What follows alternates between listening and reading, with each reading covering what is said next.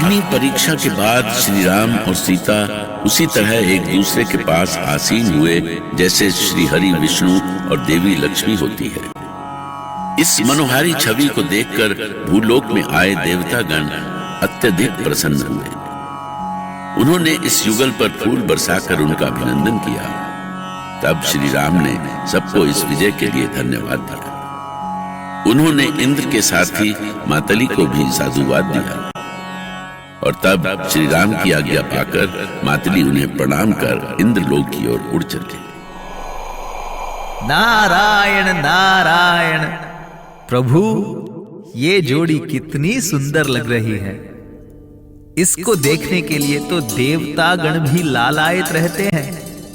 आज सबकी इच्छा पूरी हुई। अत्याचारी रावण का अंत करके आपने एक महान कार्य किया है प्रभु। नारायण नारायण। हाँ प्रभु, मैं इंद्रलोक की तरफ से आपका आभार व्यक्त करता हूं। आपने देवताओं पर बड़ी दया की है। रावण पूरे विश्व के द्रोह में तत्पर था। आपने इस दुष्ट का अंत कर हमारा बहुत बड़ा कल्याण किया है प्रभु।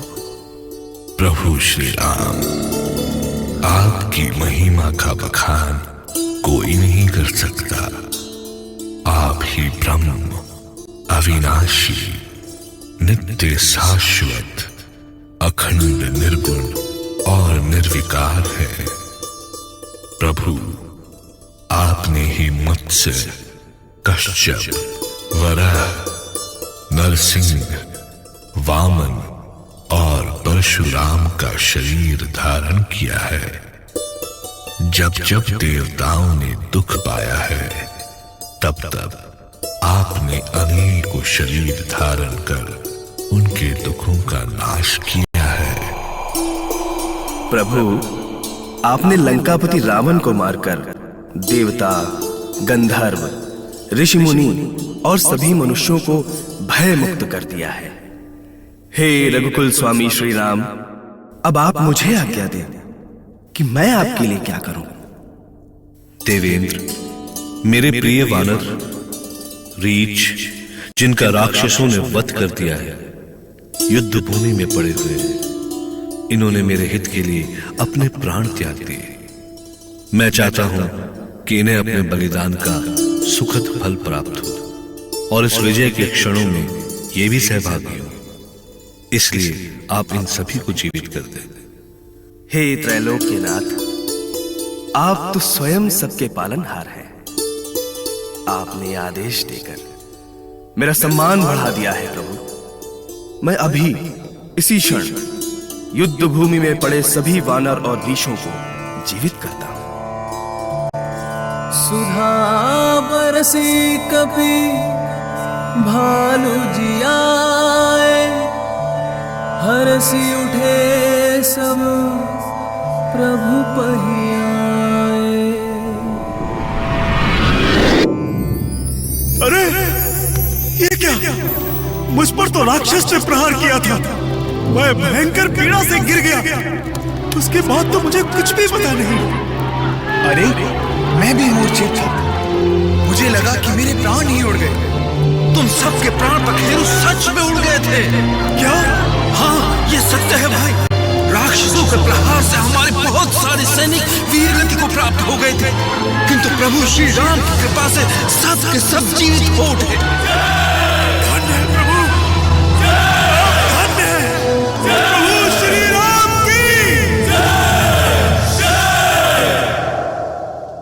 प्रभु, आपके आदेश का पालन कर मैं धन्य हो गया। अब हमें आज्ञा दें। प्रणाम प्रभु। नारायण नारायण। कैसा चमत्कार है प्रभु। इस शुभ अवसर के साक्षी सभी बनना चाहते हैं। उधर देखिए, शिवलोक से देवाधिदेव शिव भी पधार रहे हैं। देवर्षि नारद, ये तो हमारा परम सौभाग्य है कि साक्षात भोले शंकर दर्शन देने के लिए आ रहे हैं। नारायण नारायण। लीजिए, आ गए देवाधिदेव। महादेव को नारद का प्रणाम स्वीकार हो। हम सभी का प्रणाम स्वीकार हो महादेव। अच्छा, तो समस्त देवलोक पहले से ही यहां उपस्थित है। देवादिदेव महेश, आप मेरा भी प्रणाम स्वीकार करें। प्रभु, मैं आपके इस योद्धा वेश को देखने के लिए लालायित था। बाल रूप का दर्शन तो पहले ही कर चुका हूं, पर इस रूप को देखकर तो मैं धन्य हो गया। हे शिव शंकर, ये तो हमारा सौभाग्य है कि आपने हम सभी को दर्शन देकर कृतार्थ किया। बस प्रभु, एक ही प्रार्थना है कि आप सौमित्र, लक्ष्मण और देवी सीता सहित मेरे हृदय में सदा निवास करें। अब मैं आपकी और लीला देखने के लिए अयोध्या नगरी अवश्य आऊंगा। दशकांधार की मृत्यु से तीनों लोकों में प्रसन्नता छा गई।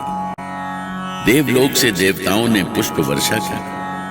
नारद सहित ब्रह्मा, महेश और इंद्र सहित सभी देवता प्रकट हुए और श्री राम को धन्यवाद करके अपने अपने लोक गए। जब सभी देवता अपने लोक चले गए तो विभीषण श्री राम के पास आए।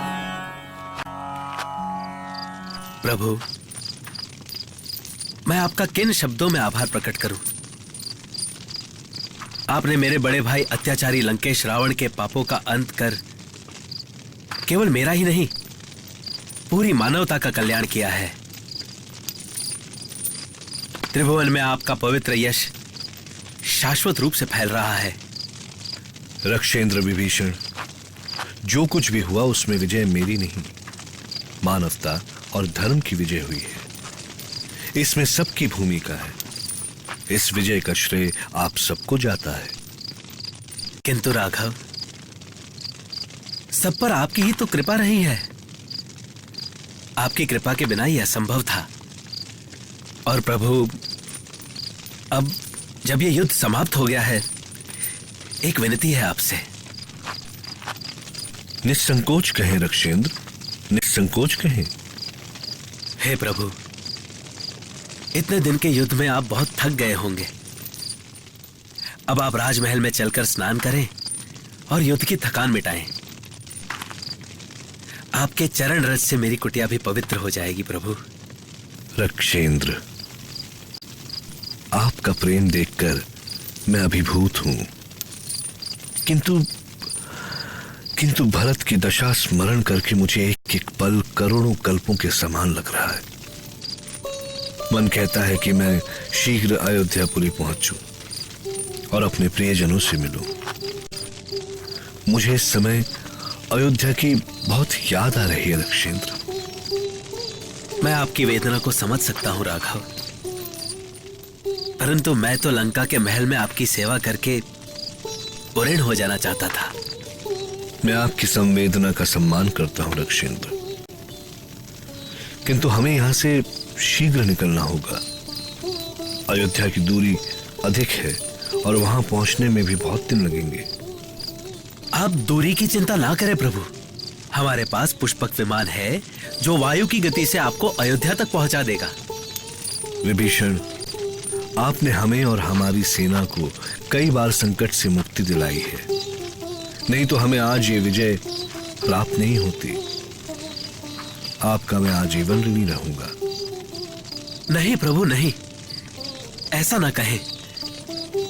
ऋणी तो मैं आपका हूं। पता नहीं, मेरा मन आपको छोड़ने को नहीं कर रहा है। मेरी इच्छा है मैं भी आपके साथ अयोध्या चलूं और पूरा जीवन आपके चरणों में बिता दूं।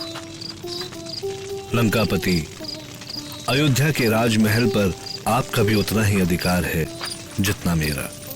आप कभी भी अयोध्या आ सकते हैं, किंतु अभी तो आपको लंका के पुनर्निर्माण के लिए यहां रहना होगा। ठीक है प्रभु, मैं आपके आदेश का अवश्य पालन करूंगा, किंतु एक और निवेदन करना चाहता हूं आपसे। आशा है आप उसे नहीं टालेंगे। निसंकोच कहे रक्षेंद्र।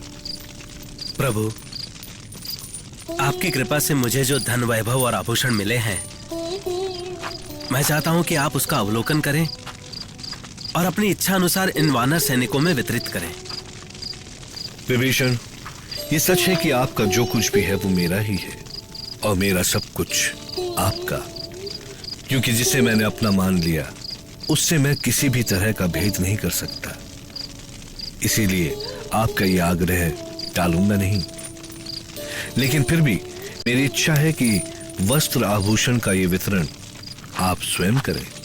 जो आपकी आज्ञा प्रभु। श्री राम की अनुमति पाकर लंकापति विभीषण अपने महल में गए और रत्न आभूषण और वस्त्र इत्यादि पुष्पक विमान में रखकर प्रभु के सामने ले आए। अब संकट ये था कि विभीषण इतने सारे वानर सैनिकों को ये उपहार कैसे बांटे। तब श्री राम ने कहा कि पुष्पक विमान में भरे इन रत्न आभूषणों को आकाश में ले जाकर उनकी वर्षा कर दें। तब विभीषण ने ऐसा ही किया और सभी वानर प्रसन्नता पूर्वक श्री राम की जय जयकार करने लगे। राम